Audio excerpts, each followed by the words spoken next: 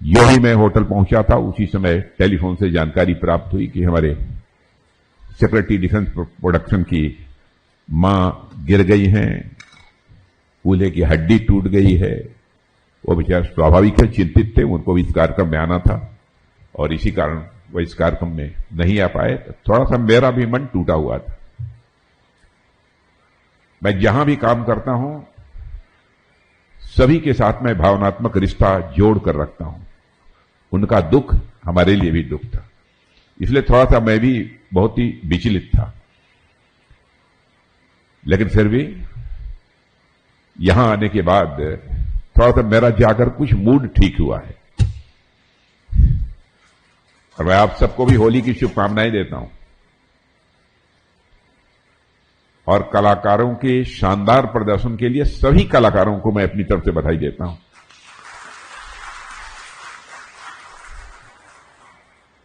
और संदीप जी को मैं देख रहा था, संदीप पाल ने, हाँ क्या बात है, क्या कंडक्ट किया इन्होंने और क्या परफॉर्मेंस किया। सभी जितने भी परफॉर्मेंस थे मैं कुछ कह नहीं सकता उनके बारे में। और एक छोटी बच्ची थी, उसका क्या नाम था, सबसे छोटी है रिधिमा, रिधिमा, क्या बात है। वैसे परफॉर्मेंस सबका अच्छा था, लेकिन सबसे छोटी थी इसलिए उसका मैं नाम ले रहा हूं। बॉलीवुड का संगीत, भजन, देशभक्त से जुड़े संगीत, सब कुछ यहां पर सुनने को मुझे मिला है। बंगाल में तो बहुत पहले समय से ही एक कला की जीवंत परंपरा रही है और मैं समझता हूं कि उस परंपरा को अब भी आप लोगों ने कायम रखा है। चाहे रविन्द्रनाथ टैगोर हों, सत्यजीत रे हों, बंकिम बाबू हों, सबने किस किस प्रकार के गीत लिखे हैं। बंकिम बाबू और रविन्द्रनाथ टैगोर जी का गीत चाहे जनगण मन हो, चाहे वंदे मातरम हो, आज भी बड़े गौरव के साथ, बड़े शान के साथ हम लोग गाते हैं। अब तो राष्ट्रीय गान और राष्ट्रीय गीत दोनों साथ होने लगे। क्षमा कीजिएगा, मेरी तबीयत कुछ ठीक नहीं है और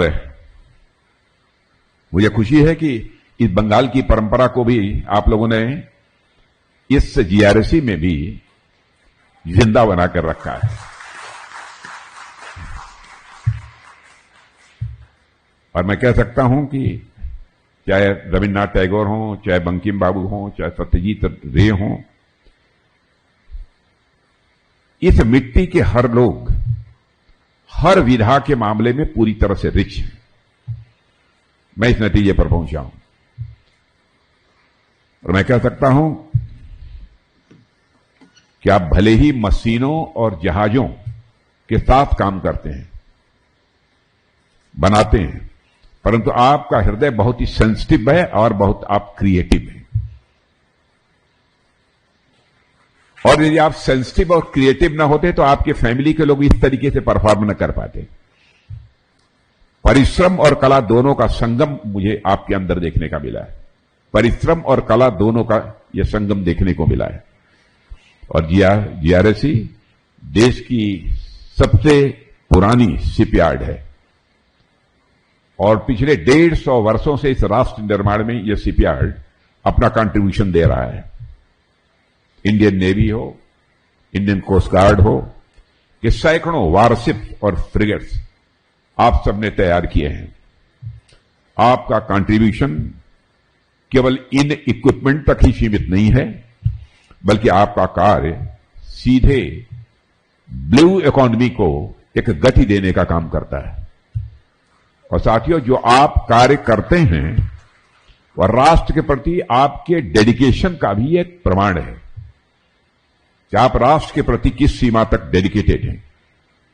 आपके अंदर प्रतिभा है, आपके अंदर कर्तव्य निष्ठा भी है और आपके अंदर देशभक्ति भी है। और मैं कह सकता हूं कि there is no substitute for hard work. और ज्यादा हार्डवर्क आप शायद इसीलिए कर पाते हैं क्योंकि इतने ऐसे ऐसे जिंदा दिल लोग आपके शिपयार्ड में हैं।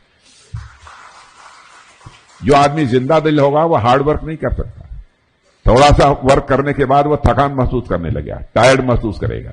लेकिन जिंदा दिल है तो काम भी करता रहेगा और जो है गुनगुनाता भी रहेगा, गाने भी गाता रहेगा। यही कारण है जिया ऋषि को एक हमारे one of the best PSUs के रूप में इसने जो रिकॉग्निशन प्राप्त की है, बेहद हम लोगों के लिए सुखद स्थिति है। आपके अंदर हार्डवर्क का एक जज्बा है, डेडिकेशन भी है, और जिसके अंदर हार्डवर्क का जज्बा हो और डेडिकेशन हो, वह असंभव को भी संभव बना सकता है।